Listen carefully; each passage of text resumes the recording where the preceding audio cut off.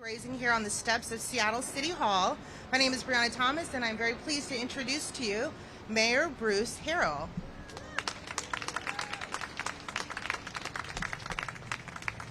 Thank you, Brianna, for that long and elaborate and heartfelt introduction.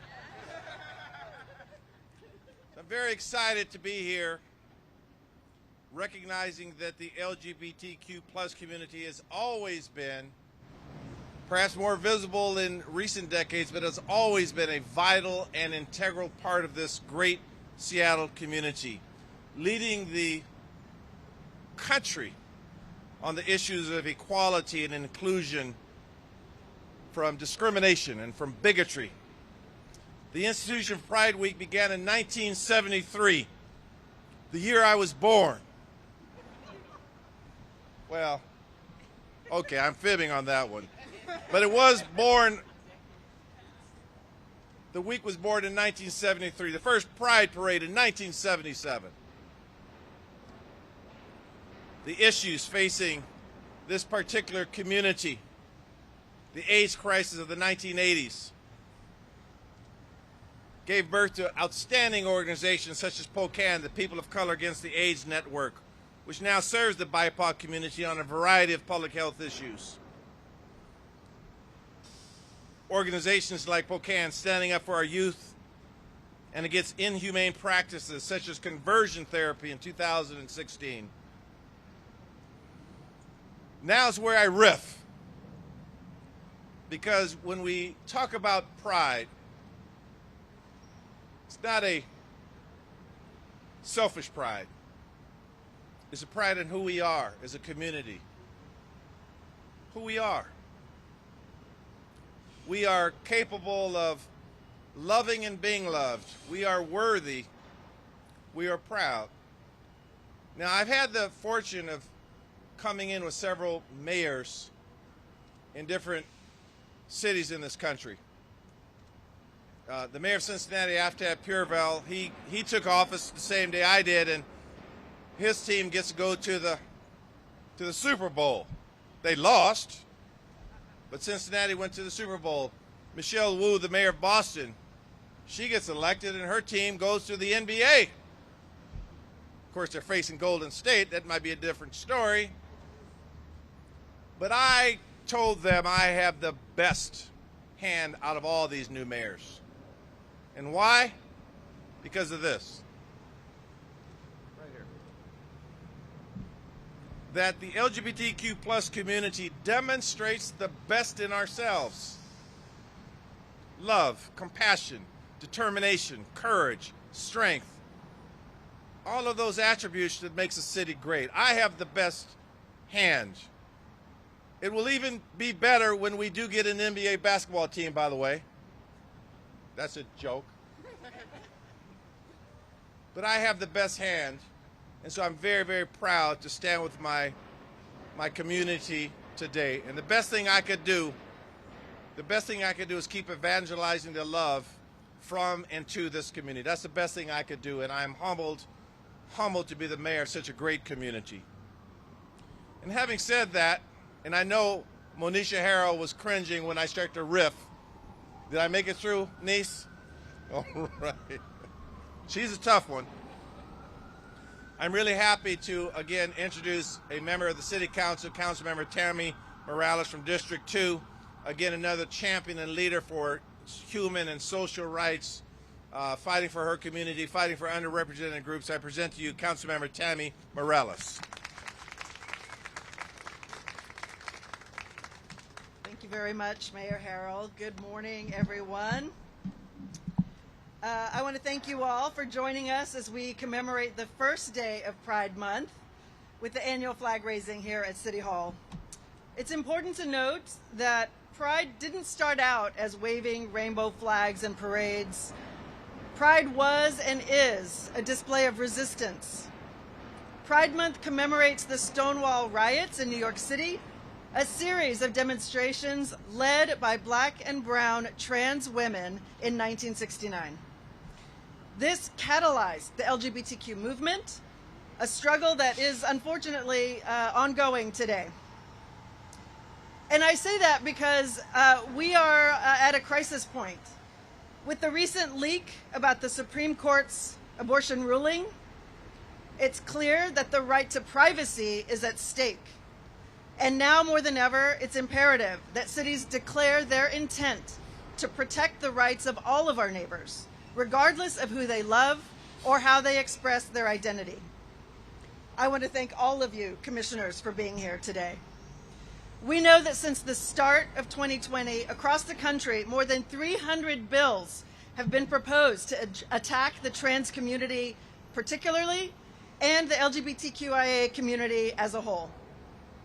In a matter of months, these coordinated attacks on trans people have swept the nation. This year, I was honored to partner with Alexa Manila of Pride Asia to proclaim this past Sunday, March 29th, as Pride Asia Day. Pride Asia elevates the importance of the LGBTQIA community, of equity, of harm reduction, of public health, as well as the importance of serving our immigrant and refugee neighbors. So today, it is important that we celebrate the progress that has been made. It is also important that we commit to remaining vigilant in our fight to eradicate discrimination, to ensure justice, and to ensure legal protection for all of the LGBTQIA community. Thank you all so much for being here. And now, I am going to introduce Andrew Ashiofu, who is the co-chair, I believe, of the LGBTQIA Commission. Andrew, please.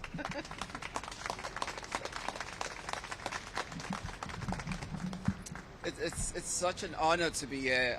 Thank you, Mayor. Thank you, Councilmember. Especially, I remember being gay in Nigeria, and I was told that I would never achieve anything, I would never summon to anything, that my life was useless. And today I have the pleasure of reading the proclamation for Seattle Pride Month. Whereas Seattle is home to some of the nation's most active individuals and organizations working to ensure the full and equal recognition and protection of the fundamental rights and liberties of transgender, lesbian, bisexual, gay, two-spirit, other queer individuals and their families. And whereas the LGBTQ communities in Seattle are an integral and vibrant part of the academic, economic, artistic, and social spheres of Seattle. And whereas the month of June was designated Pride Month to commemorate the Stonewall Riot, a series of demonstrations led by Black and brown trans women, occurring in June 1969 and generally recognized as the catalyst of the LGBTQ civil rights movement. And whereas over 45 years ago, Seattle held its first lesbian, gay, bisexual, transgender, and queer celebration, an iconic event vital in our unified efforts to forge a more open and just society. And whereas each June, Seattle encourages its residents to celebrate the progress within our culture toward justice, equality, and full recognition for LGBTQ persons, and join us in the fight to eradicate prejudice and discrimination everywhere. Therefore, the Mayor and the Seattle City Council do hereby proclaim June 2022 to be LGBTQ Pride Month. The fight to eradicate prejudice and discrimination everywhere is one that the Seattle LGBT Commission is working hard on.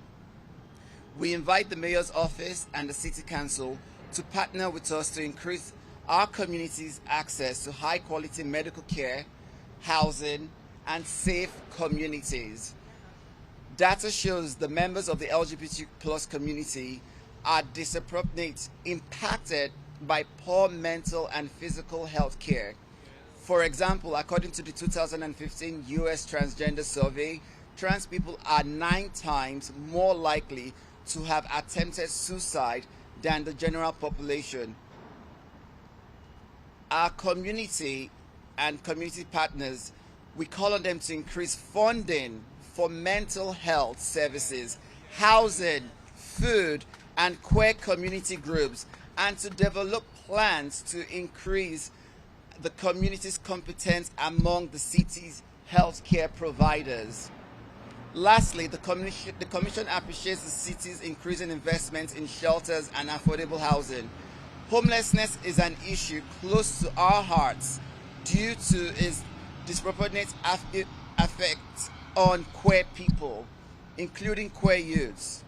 The issues impacting the LGBTQIA+ community are expansive and multifaceted, and making progress would require coordinated effort between city officials, community leaders, and the Commission.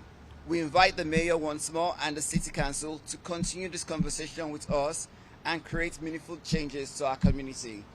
Thank you so much, and I call on Jaelynn Scott from the Lavender Project.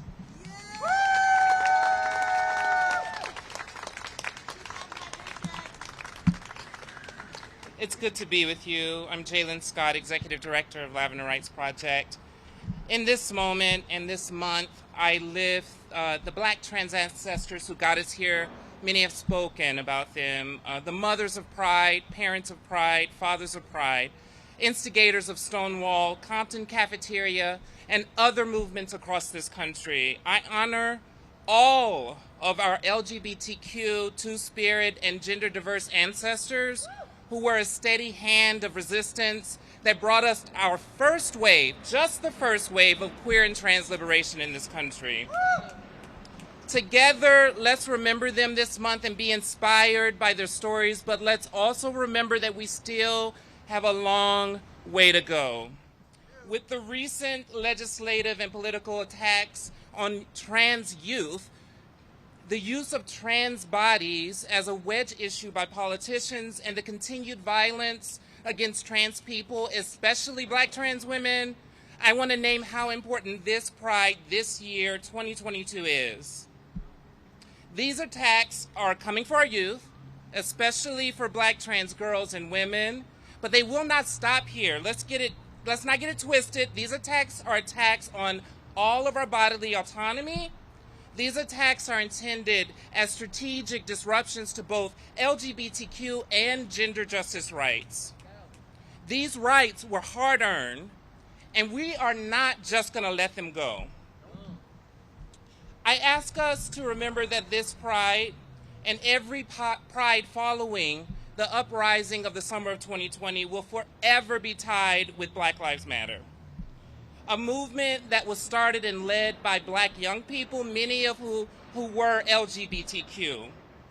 In this city, many Black trans and queer young leaders guided us to truth and justice. With their movement building, they showed us how to truly care for our community. They offered us alternatives to justice and reconciliation. This month, let's not just wave flags, let's return to their calls for actions and their demand for the protection of Black trans life. The leaders of the 2020 uprising reminded us that pride is synonymous with Black liberation. There will be no pride for some of us without liberation for all of us. Don't get it twisted, though. This month, we are going to celebrate the magic and beauty of queerness, transness, intersexness, two-spiritness, Blackness, and we're going to show the world. But like Black folks and my ancestors and grandparents and great-grandparents have always done, we will fight on one hand and celebrate on the other. We know how to hold joy and resistance together. We will find joy in the larger-than-life stories of our ancestors, Sylvia Rivera, Marsha P. Johnson, Miss Major, Stormy DeLavery, and so many others.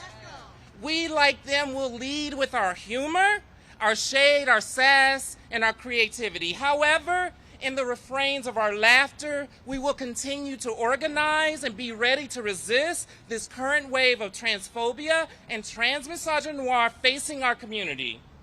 We will remember this month who got us here in the first place, and we will continue to lift Black, trans, and non-binary leadership. We will celebrate them this month. We will dance hard. We will play harder. but we will remind the world that Black trans lives matter. Trans lives matter. We will tell the world we aren't going anywhere. We will tell those hostile to our community to keep your hands off of our trans and non-binary youth.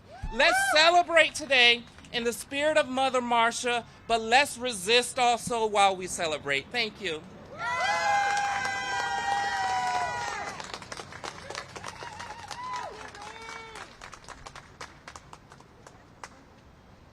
Hello, everyone.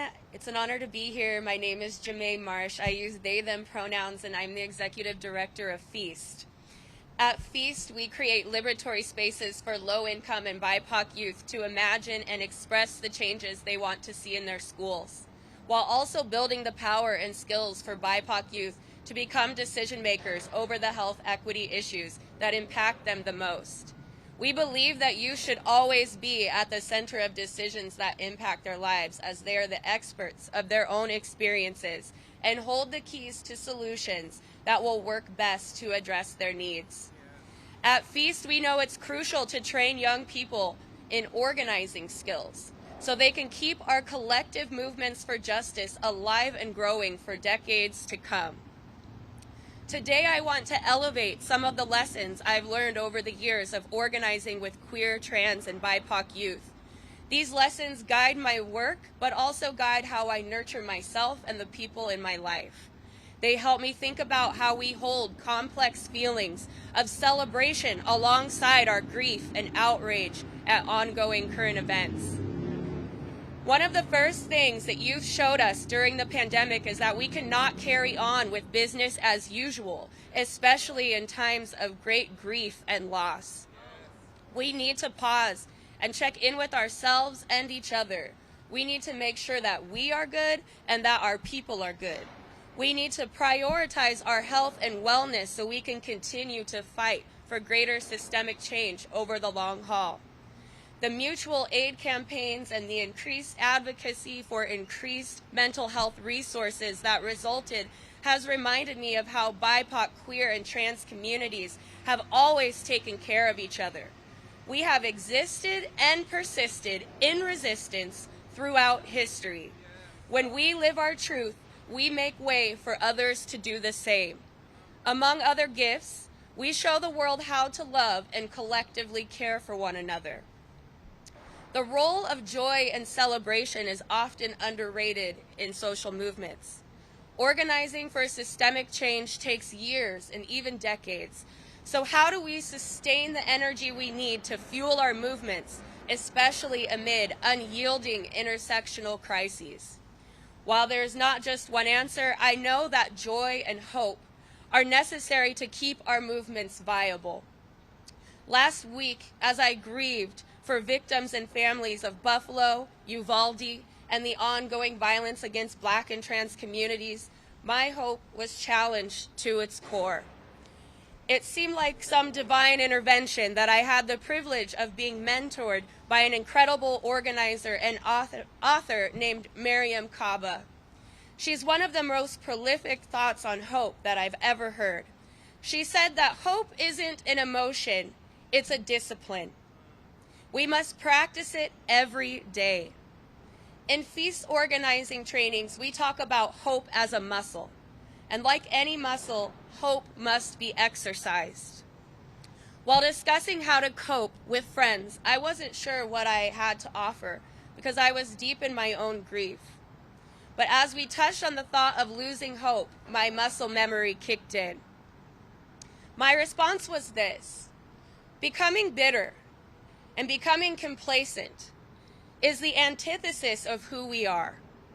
Be yourself, feel your feelings, but most importantly, don't let anyone or anything stop you from expressing the love and optimism in your heart.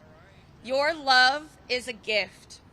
And as many years as we and our ancestors have gone through hell, we are still here.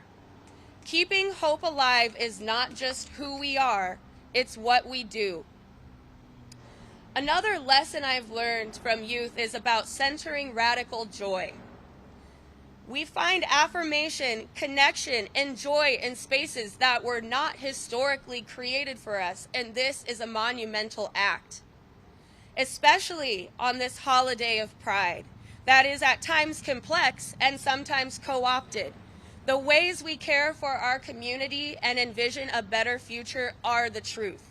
Our history and our truth cannot be taken from us. So allow yourself to be present, enjoy today, and celebrate Pride Month. I hope you find moments of joy all year long. And as you fill your hearts with happiness, share it with the others in your reach. We need these moments of joy, these moments to remember the beauty, brilliance, and sacrifices of our ancestors, the world they made possible, the world we protect and push to be more just. We are our ancestors' wildest dreams and the truest embodiment of resilience. May the positivity we generate fuel our ongoing fight for justice in the years to come. Thank you.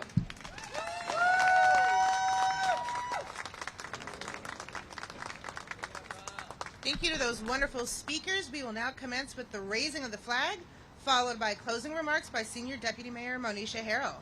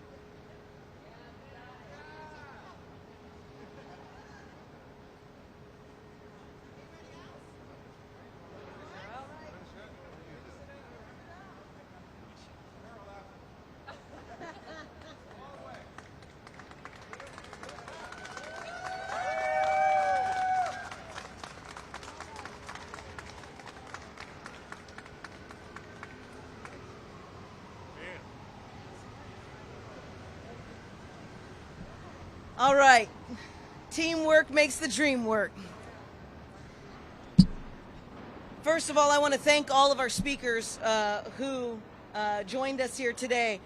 Your words were so incredibly inspiring, and this is part of what makes Seattle the beautiful city it is. We've had so much support for our community. We have found a home in this community. This is where we have called home to not only build for Seattle, build for Washington State, and set the blueprint for building for this country. To those watching, happy Pride to all those who celebrate. There was a time period when our community only met in dark, windowless places. That was the only spaces where we could be our authentic selves. So in a city, the 9th largest city in this country, in a city like Seattle, where we can be out, we can be proud, we can have access to education, to housing, to jobs, to a future, to families, and to love. In places where we can't remember, it's not too far off that we were still meeting in those dark spaces, those windowless spaces, those spaces where you could only get through the door if you could be safe, because there were so many vulnerable people inside, where we couldn't be public, we couldn't be ourselves. And we know that over the last few decades, we've taken some significant steps forward. We know that there are major attempts to legislate us out of existence once again, and we cannot let that happen. They want us to go back to those spaces where they didn't see us, they didn't hear us, and the thoughts were, perhaps we don't exist. That is not what we're doing today. That is not what we're doing this month. That is not what we're doing this year. Seattle has shown us and is demonstrating for the rest of the country that we will not go back into the closet. That those steps backwards, we will set the light, we will set the blueprint for how those who are in those moments of hopelessness, those who are in those moments of feeling lost, Seattle is here for you. We stand up, we protect one another. We know how to not only fight the fight for today, but fight the fight for tomorrow. We haven't given up. And we continue to set that pathway for every young person, middle-aged person, old person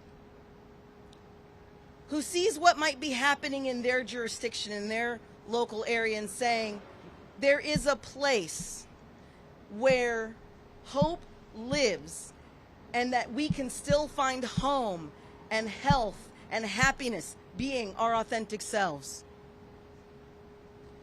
We not only fight for us, but we fight for them, because it is in the moments where it is darkest for them, they will know that a true life does exist. We are deserving of love. We are deserving of happiness. And we will build that for ourselves and for others. That is what this month is about. I know there are those moments where we get weary and we get tired, but the important piece is that we don't give up. The important piece is that we fight in the roles that are available to us, that we have before us. And if it doesn't exist, we will do the thing we have always done. We will create it. If it doesn't exist, we will come together to build that which we need. What you see today is you see a community that may look small but is powerful beyond all belief, because they work together, because they know the definition of family, because in the face of rejection and in the face of obstacles, they bind together, support each other, and build something even more than the separate pieces. That's what I hope you take with you during this Pride Month. This is the beginning of the next phase for all of us. This is the opportunity, the time where we dig deep, we root down, and we say we will continue this fight, not just for ourselves, but for all of those around us who maybe they can't be as free as they need to be, but we will help them get there, because that is our responsibility as their family, as their loved ones, as those who are committed to all of humanity.